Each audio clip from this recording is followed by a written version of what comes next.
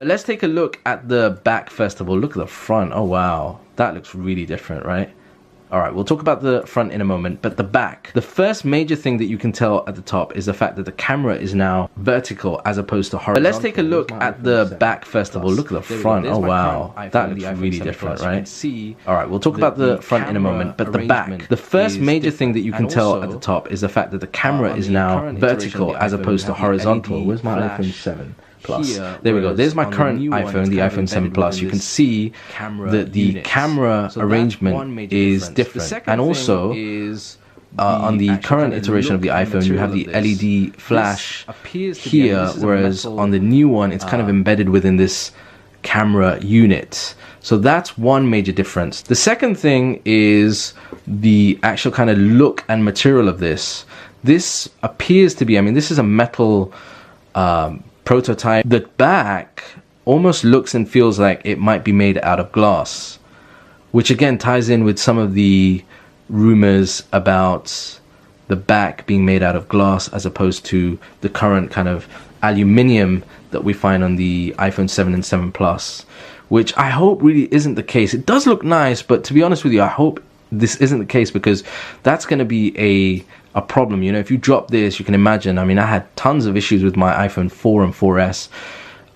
If you end up dropping this, then this is going to shatter very, very easily. So we'll have to wait and see if that's the case. It does look nice. It does look nice indeed. Now, another thing to notice, which I've just noticed now, is the edge on this particular model is actually some kind of metal or chrome look, which I don't know, it looks a bit tacky if I'm being honest. It does look a bit kind of cheap and tacky. Yeah, I hope that's not the case. Now, I purposely got the white color because there are a couple of prototype models that are in the darker color knocking around. I didn't want to get that because they don't really show up very well on camera, and I'm glad I got the lighter version because you can see the details a lot clearer on camera.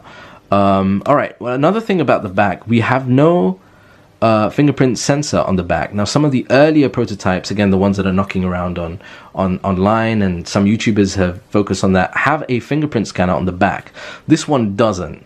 So we're gonna have to see how Apple are gonna deal with the fingerprint scanner situation. On the side, we've got the volume rocker, we've got the vibrate switch button here, which obviously, because this is not a working unit, doesn't do anything. On the other side over here, we've got a power button. Now, that power button actually looks longer than the current iPhone version. Let me just show you the current iPhone 7 and 7 Plus. That's the power button there. That is definitely a longer version, which is actually easier to kind of hit. Nothing on the top.